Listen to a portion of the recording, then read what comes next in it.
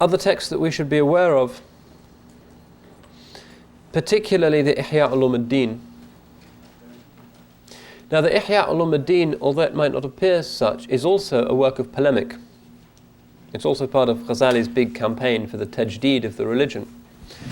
Except that this time the targets of his polemic are a good deal more scandalous because he's really targeting the ulama themselves.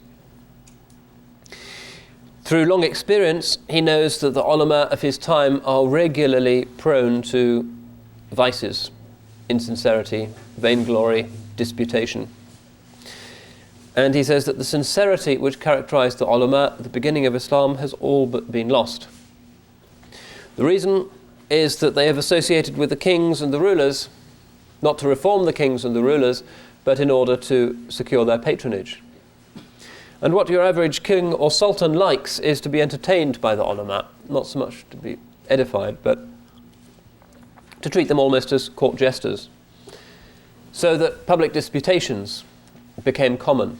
This munazara, which Imam al-Ghazali deplores, public contest between two alims of different orientations in the presence of a ruler, with the larger sack of gold going to the one who apparently prevails in the debate. Imam al-Ghazali says this fosters all of the vices: backbiting, lying, anger, rancor, suspicion.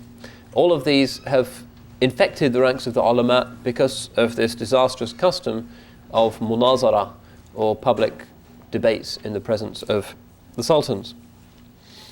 And he says that the gravest danger facing the ummah is not really the Ismailis or the philosophers or antinomians of any stamp.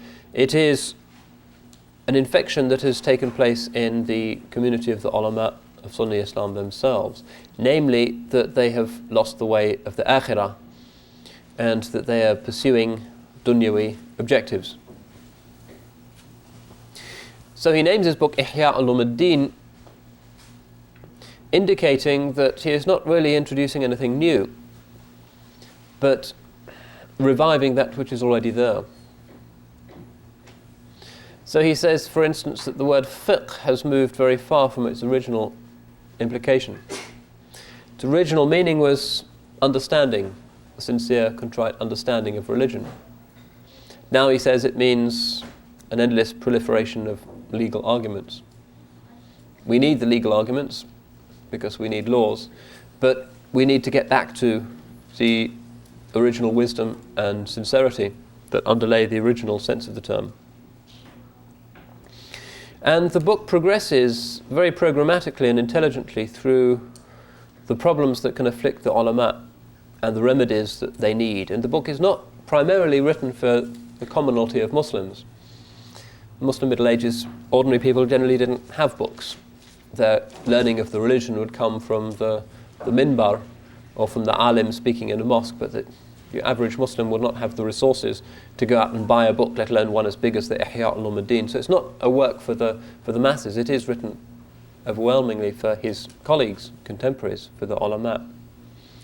And he begins the book with the Kitab al-Ilm, defining what is knowledge, what is true knowledge, what is false knowledge, why should knowledge be sought.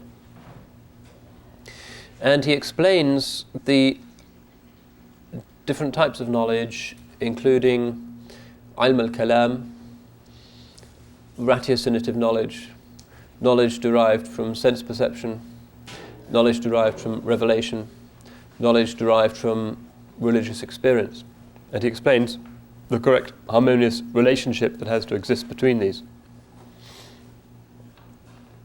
Then he goes on the basis of that epistemology, to the second book of the Ihya, which is about Qawa'id al-Aqa'id, the foundations of the Articles of Faith, which contains embedded within it this shorter text, doxological text, the Risala Qudsiyya, which is basic summary of what Muslims should believe, which comes in the middle of that text. And he then goes on through the basic ibadat, the prayer, explaining that the prayer is only really acceptable to Allah subhanahu wa ta'ala if the spirit is present during the prayer as well as the body. The Hajj, similarly, has a great symbolism attaching to it, return to the center. remembrance of the day of Alastu bi Rabbikum, which is symbolized by the black stone.